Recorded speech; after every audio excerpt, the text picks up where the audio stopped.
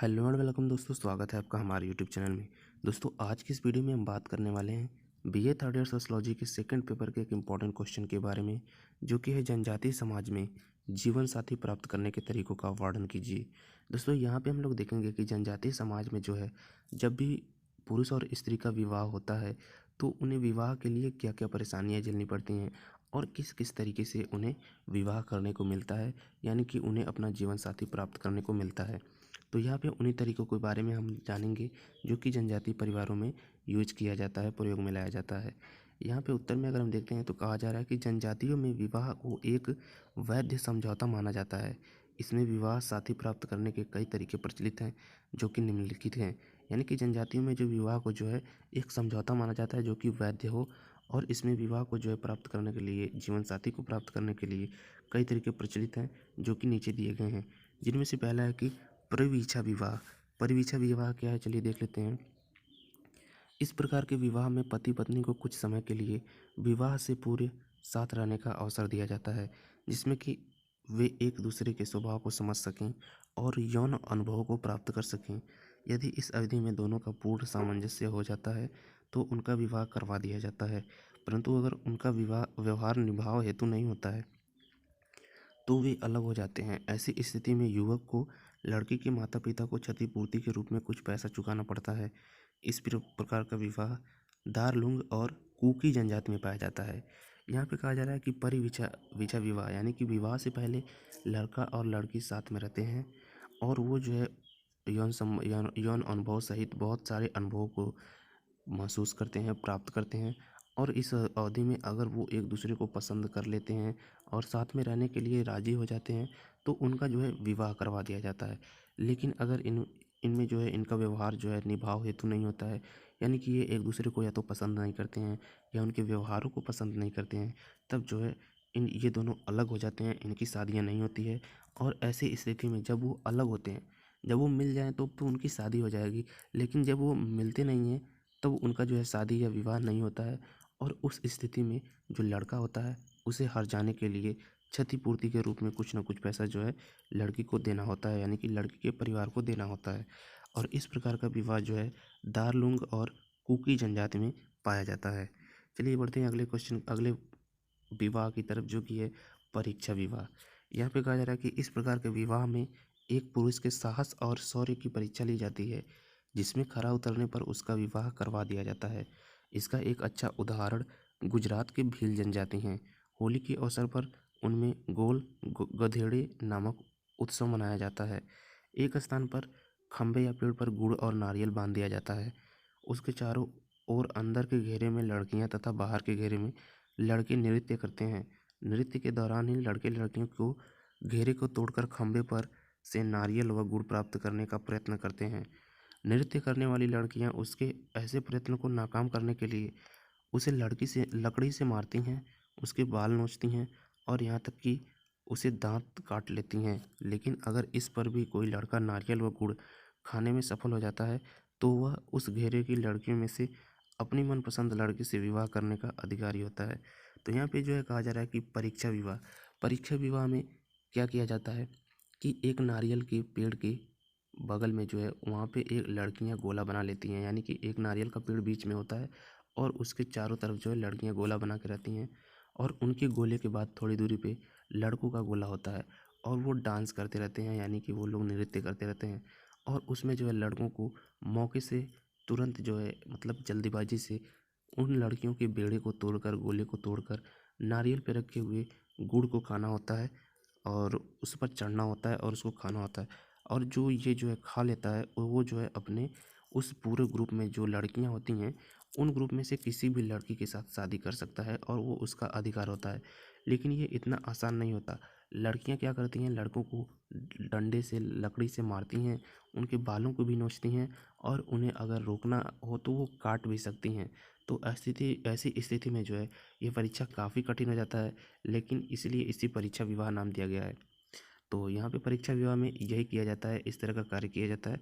और ये जो है गुजरात के भील जनजाति में जो है प्रचलित है, जहाँ पे होली के अवसर पर गोल गोधोड़े नामक उत्सव मनाया जाता है और इसी में ये सब किया जाता है। तो ये था परीक्षा विवाह। चलिए देखते हैं अगले को आगे जो है कौन सा विवाह है। तो यहाँ पे है हरण विवाह। इस प्रकार के विवाह में कन्या का हरण करके विवाह किया जाता है।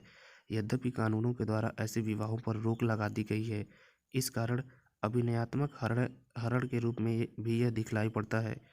हो जनजाति ऐसे विवाह को ऊपर टीपी कहते हैं, जबकि गोंड उसे पोसी ओथुर कहते हैं।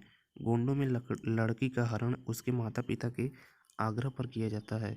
इसमें किसी भी विषम मांगलिक सहोदर से लड़की को भगा ले जाने के लिए आग्रह किया जाता है, जिसमें जिसमें लड़की दिखावे के लिए चीखती चिल्लाती है। इसी प्रकार का हरण विवाह खरिया, संथाल, बिरहोर, भूमिल, भील, नागा तथा मुंडा जनजाति में पाया जाता है। यहाँ पे हरण विवाह कराया जाता है, यानी कि जो लड़का होता है वो लड़की को जबरन या फिर उनके माता पिता के सहमति से जो है वो उसको जो है हरण कर लेता है, यानी कि उसको भगा ले जाता है, जिसमें कि लड़की चिल्लाती है और अभिनय करती है कि कोई उसका हरण कर रहा है, कोई उसको खींच कर भगा कर ले जा रहा है। और ये जो है इस प्रकार का विवाह था कि जिसमें कि काफ़ी सारे जो क्राइम बढ़ रहे थे, यानी कि बिना मर्जी के कोई भी लड़का किसी भी लड़की के साथ ज़बरदस्ती कर लेता था। लेकिन जो कानून बन गए उसके बाद ऐसे विवाहों पर रोक लगा दी गई। उसके बाद जो है परिवार में जो है उनके माता पिता की मर्ज़ी के अनुसार, यानी कि लड़का जो है लड़की के माता पिता की मर्ज़ी के अनुसार लड़की का जो है हरण करता है, जिसमें लड़की जो है अभिनय करती है, यानी कि नाटक करती है, चीखती है, चिल्लाती है और जैसे लगता है कि उसका हरण किया जा रहा है, लेकिन यह सब एक नाटक की तरह होता है और यह जो है एक लड़का करता है। और यह हरण हरण जो विवाह है वो खरिया, संथाल, बिरहोर, भूमिल, भील, नागा तथा मुंडन जनजाति में पाया जाता है। तो हरण विवाह जो है इन सारी जनजातियों में होता है।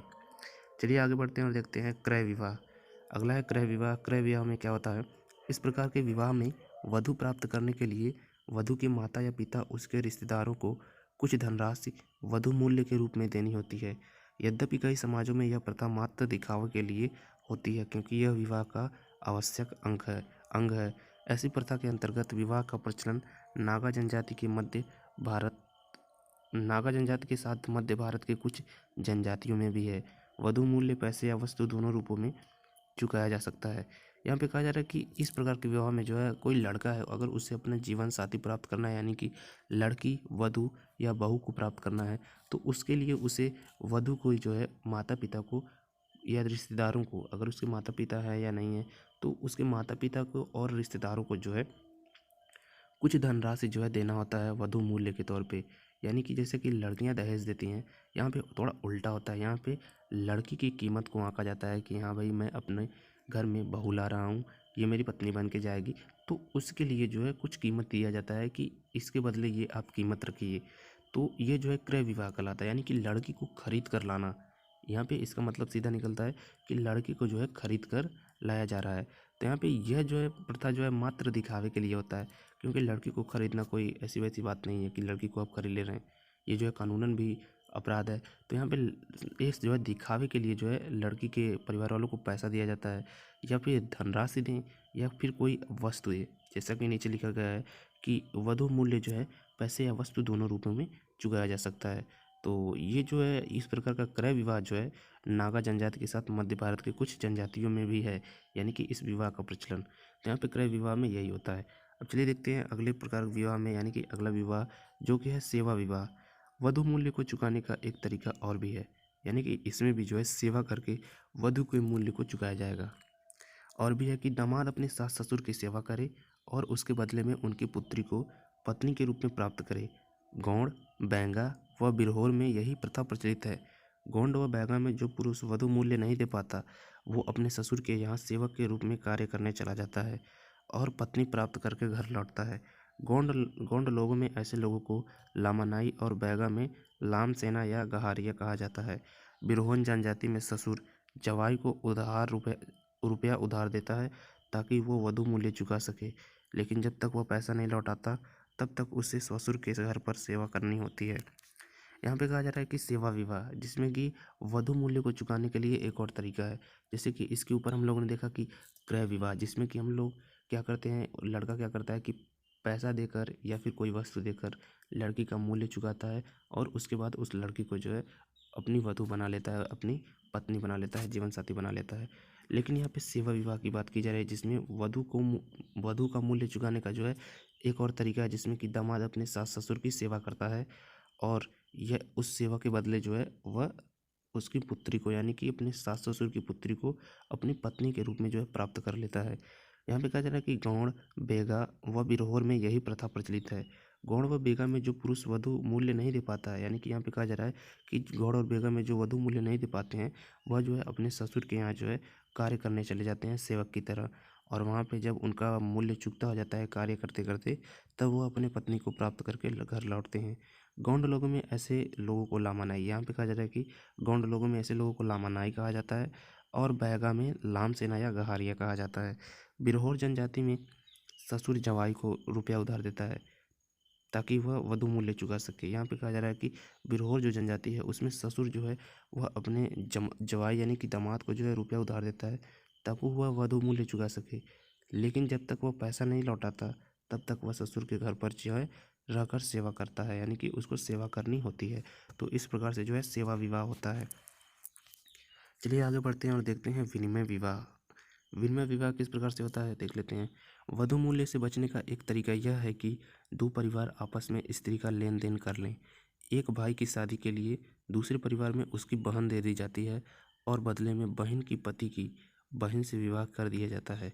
भारतीय जनजातियों में खासी को छोड़कर सभी में इस प्रथा का प्रचलन पाया जाता है। इस प्रकार यह बिना खर्च के पत्नी प्राप्त करने का एक तरीका है। विनिमय विवाह यानी कि लेन देन। यहाँ पे क्या किया जाता है कि दो परिवार होते हैं और दोनों परिवार में लड़के और लड़कियाँ यानी कि दो लोग होते हैं, एक लड़का एक लड़की, जिसमें कि लोग लड़कियों को बदल लेते हैं एक दूसरे से। यानी कि यहाँ पे यही कहा जा रहा है कि स्त्रियों का जो है लेन देन किया जाता है। एक भाई की शादी के लिए दूसरे परिवार में उसकी बहन दे दी जाती है और बदले में दूसरे परिवार की बहन जो है इसको जो है अपने पति के रूप में स्वीकार कर लेती है। यानी कि दोनों लोग आपस में लड़की लड़का का बदला कर लेते हैं, यानी कि विनिमय कर लेते हैं और जिससे जो है इस लेन देन से जो है उनका विवाह हो जाता है और इस विवाह से जो है बिना खर्च में जो है पत्नी प्राप्त हो जाती है। और यह कहा जा रहा है कि यहाँ पे खासी जनजाति को छोड़कर लगभग सभी जनजातियों में इस प्रथा का प्रचलन पाया जाता है। तो विनिमय विवाह में लेन देन यानी कि लड़कियों का लेन देन हो जाता है, बदलाव हो जाता है। यहाँ पे अगला विवाह देखें तो अगला विवाह है सहमति और सहपलायन विवाह। जिन जनजातियों में युवा गृहों का प्रचलन होता है उनमें युवक युवतियों को अपना जीवन साथी चुनने की छूट होती है, लेकिन ऐसी सहमति के बावजूद भी माता पिता की स्वीकृति नहीं मिल पाती है। तब सहपलायन को बाध्य होते हैं। अगर पहुंच जाते हैं तो उनके लिए कोई वे भागकर गांव के बाहर किसी एक आश्रम पहुंच जाते हैं। यहाँ पे जो थोड़ा सा जो है टाइपिंग मिस्टेक हो गया है तो उसको आपको समझना होगा। यहाँ पे कहा जा रहा है कि बिना माता पिता के सहमति के वो अपना जीवन साथी नहीं चुन सकते, लेकिन अगर उनके माता पिता सहमत हैं तो वो अपना जीवन साथी चुन सकते हैं। लेकिन अगर माता पिता जब नहीं सहमत होते हैं तब वो सहपलायन को बाध्य होते हैं, यानी कि साथ में भाग जाने के लिए बाध्य होते हैं। और ऐसे में क्या करते हैं, वो भागकर गांव के बाहर किसी एक आश्रम में रहते हैं जहाँ पे कोई खतरा नहीं है। और वहाँ पे वो क्या करते हैं, वहाँ पे वो एक बच्चे के जन्म के बाद वापस लौट आते हैं। तब उन्हें थोड़ा सा गड़बड़ हो गया, रुक जाइएगा। यहाँ पे कहा जा रहा था कि वो जो है साथ में जो भी लड़का लड़की हैं वो सहमति होते हैं, यानी कि दोनों शादी करना चाहते हैं, लेकिन उनके माता पिता जो है शादी नहीं करवाना चाहते हैं। तब वो क्या करते हैं, भाग जाते हैं और भाग के गांव के बाहर किसी आश्रम में जाकर रहते हैं जहाँ पे उन्हें कोई खतरा ना हो, उनके परिवार वाले उन्हें मारे पीटे ना। वहाँ पे वो एक बच्चे को जन्म देने के बाद जो है बच्चे के साथ वापस लौट आते हैं और तब उन्हें पति पत्नी के रूप में स्वीकार कर लिया जाता है। हो जनजाति में ऐसे विवाह को राजी खुशी कहते हैं, यानी कि राजा खुशी या राजी खुशी। तो यहाँ पे कहा जा रहा है कि हो जनजाति में ऐसे विवाह होते हैं जहाँ पे अगर माता पिता सहमत हैं तो वहीं पे सहमति से विवाह हो जाता है, लेकिन अगर माता पिता नहीं मानते हैं तो ये भाग कर जाते हैं और एक बच्चे के साथ वापस आते हैं, जिससे कि वो लोग राजी खुशी इस विवाह को मान लेते हैं। अगला विवाह है जो है हट्ट विवाह। तो यहाँ पे कहा जा रहा है कि ऐसे विवाह में युवती उस युवक के घर में जबरियाँ घुस जाती है जिससे वह विवाह करना चाहती है और वह तब तक वहाँ से नहीं हिलती जब तक कि युवक के माता पिता उसे वधू के रूप में स्वीकार न कर लें। इस प्रकार का विवाह बिरहारे, हो, औरांव, कमार व मुंडा जनजाति में पाया जाता है। यहाँ पे कहा जा रहा है कि हट विवाह यानी कि हट बांध लेना। लड़की यहाँ पे जो देखिए यहाँ पे लड़की क्या करती है, वह जिस भी परिवार में उसको शादी करना होता है, जिस भी लड़के से उसे शादी करना होता है, वह उस लड़के के परिवार के घर में घुस जाती है। यानी कि ज़बरदस्ती उसके घर में घुस जाती है जिस लड़के से वो शादी करना चाहती है, अब वो लड़का करना चाहे या ना चाहे। और वहाँ पे जाके वो बैठ जाती है और वहाँ से तब तक नहीं हिलती जब तक कि युवक के माता पिता जो है उसे बहू के रूप में स्वीकार ना कर ले। और इस प्रकार के विवाह जो है बिरहारे हों और राव, कमार और मुंडा जनजाति में पाया जाता है, जिसमें लड़की जो है अपने जिस जिस भी लड़के को वो पसंद करती है उसके परिवार में जाके बैठ जाती है और हट कर लेती है कि जब तक शादी नहीं होगी तब तक मैं इस घर से निकल कर नहीं जाऊँगी। और जिसके बाद परिवार वाले उसके सामने हार मान लेते हैं और उनकी शादी करवा देते हैं। तो यहाँ पे हम लोगों ने देखा कई प्रकार की जनजातीय विवाह, जिसमें कि हट विवाह था और सहपलायन विवाह था, सहमति यानी कि सहमति और सहपलायन, विनिमय विवाह यानी कि इसमें लेन देन होता है, लड़कियों का लेन देन कर लिया जाता है सहमति से। और यहाँ पे जो है सेवा विवाह यानी कि यहाँ पे जो है जो भी पुरुष होता है वह अपने सास ससुर की सेवा करता है और उनकी पुत्री से शादी करता है। क्रय विवाह यानी कि यहाँ पे जो है जो भी पुरुष होता है वह अपनी जीवन साथी को पाने के लिए जो है उस जीवन साथी को खरीदता है, यानी कि उनके माता पिता को कुछ मूल्य देता है जो कि वास्तविक खरीद नहीं होती है, वो नॉर्मली वो जो है एक प्रथा है। और यहाँ पे अगला विवाह हम लोग देखते हैं हरण विवाह, जिसमें कि नाटक तरीके से होता है, जिसमें कि लड़की को लड़का भगा कर ले जाता है और लड़की चीखती चिल्लाती है कि उसे कोई हरण कर रहा है। और अगला है यहाँ पे परीक्षा विवाह, जिसमें कि परीक्षा लिया जाता है लड़कों का, वो भी काफ़ी कठिन परीक्षा लिया जाता है और उससे पहले जो है वो परिवीक्षा विवाह था। तो यहाँ पे कई प्रकार के हम लोगों ने विवाह देखे कि जनजातीय समाज में जीवन साथी प्राप्त करने के लिए किन किन तरीके क्या क्या तरीके होते हैं और किस प्रकार से उनका विवाह होता है। तो उम्मीद करते हैं आपको ये सभी विवाह जो है अच्छे तरीके से समझ में आ गए होंगे और याद भी हो गए होंगे। तो मिलते हैं आपसे नेक्स्ट वीडियो में, तब तक के लिए आपका वीडियो देखने के लिए धन्यवाद।